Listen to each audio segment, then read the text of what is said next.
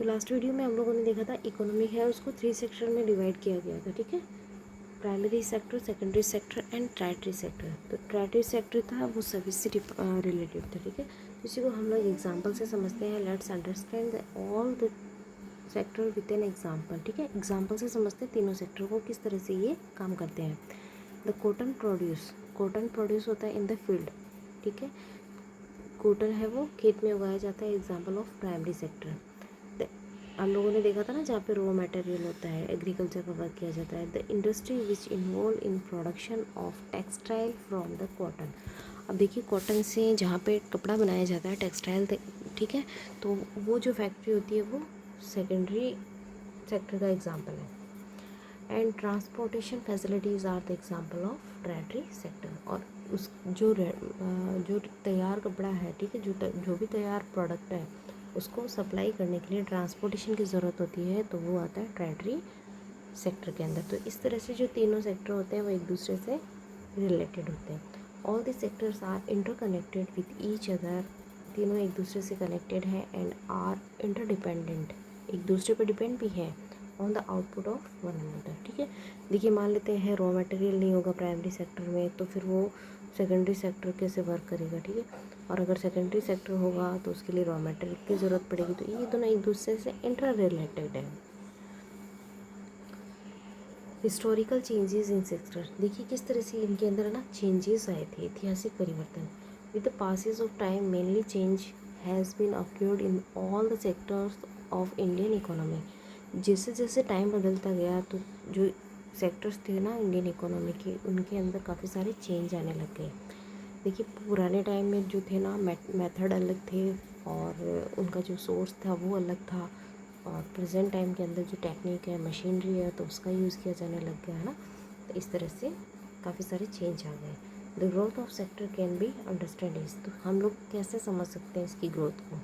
The production of crop increase with time, जो भी production था वो टाइम टू टाइम इंक्रीज़ होने लग गया। देखिए पॉपुलेशन बढ़ती है तो डिमांड भी बढ़ने लग जाती है, ठीक है।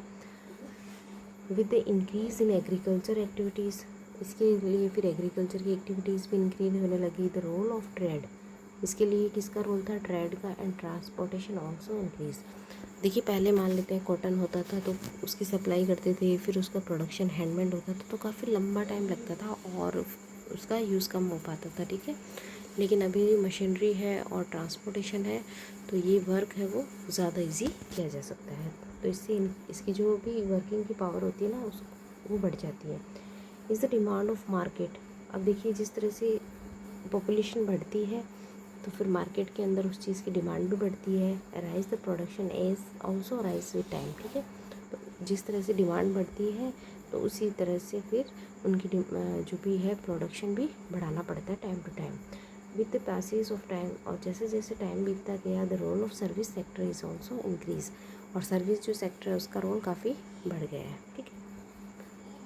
तो इस तरह से जो है वो इन सेक्टर्स के अंदर चेंज हो गए, मतलब पॉपुलेशन बढ़ती गई है और टाइम टू टाइम जो है वो डेवलपमेंट हो गया है, मशीनरी आ गई है, इंडस्ट्रियलाइजेशन हो गया है। तो इस वजह से जो भी प्रोडक्शन था उसको भी बढ़ा दिया गया है। Rising importance of tertiary sector, कि जो थर्ड वाला जो सेक्टर है ना टर्शियरी सेक्टर सर्विस से रिलेटेड है, ठीक है, तो किस तरह से बढ़ रहा है इम्पोर्टेंट रूप से। The entire sector has been developed a lot but tertiary sector is becoming more important due to the following reason. देखिए सारे जो सेक्टर है ना वो according to population and demand काफ़ी बढ़ रहे हैं, उनका जो है वर्किंग का इंक्रीज़ हो रहा है। बट जो थर्ड जो सेक्टर है ना वो इन दोनों की तुलना में ज़्यादा बढ़ता है, ठीक है।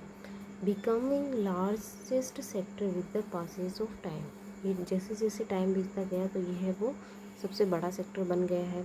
Increasing contribution of GDP of the country, और जो कंट्री की जीडीपी है उसके अंदर इसका रोल काफ़ी ज़्यादा है, ठीक है। क्योंकि देखिए ट्रांसपोर्टेशन हो जाता है ना तो इसकी वजह से वर्क जो है वो कम टाइम पे और ज़्यादा किया जा सकता है, ठीक है। उसके बाद में हम लोग देखिए इकोनॉमिक ग्रोथ कैसे होती है, ठीक है। Economic growth refer to the increase in the level of production, ठीक है। तो जो भी प्रोडक्शन का लेवल है अगर वो बढ़ता है तो किसी भी, जैसे मान लो हम लोग कोई चीज़ बनाते हैं, ठीक है, उसकी एक की डिमांड होती है, आफ्टर सम टाइम उसकी डिमांड बढ़ती जाती है, ठीक है। तो हमको प्रोडक्शन बढ़ाना पड़ता है, तो उससे हम लोगों की ग्रोथ अच्छी हो जाती है। और income of the nation with the passes of time, और इसी हिसाब से टाइम बीतता गया और नेशनल जो इनकम है वो भी बढ़ती गई। It simply means increase as per capita income of peoples of the country. तो इसके हिसाब से जो लोग हैं उनकी खुद की जो पर्सनल इनकम है वो भी काफ़ी इंक्रीज़ होती गई है।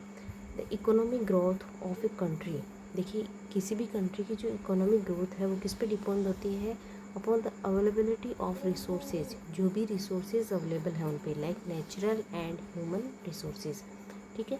कि ह्यूमन एफर्ट जो एफर्ट है वो कितना है, और हमारे पास नेचुरल जो रिसोर्सेज है ना वो कितने हैं, and used the proper way, और इनका हम लोग कितनी अच्छी तरह से यूज़ कर पा रहे हैं। देखिए आजकल हम लोग सोलर लाइट है उसका भी यूज़ कर रहे हैं, विंड पावर है, हाइड्रो पावर है, तो ये जो है इनका भी काफ़ी सारा हम लोग यूज़ करने लगे हैं। और कुछ जो कंट्रीज़ है वो काफ़ी हमसे भी बहुत ज़्यादा आगे है ना, तो उनकी जो इकोनॉमी है वो और ज़्यादा अच्छा है। तो जो भी हमारे पास रिसोर्सेज है, देखिए हमारे पास कोई सामान होता है, हम उसका कितना यूज़ कर सकते हैं, ठीक है, कितना ज़्यादा से ज़्यादा हम उसका फ़ायदा उठा सकते हैं, वही चीज़ इसमें होती है।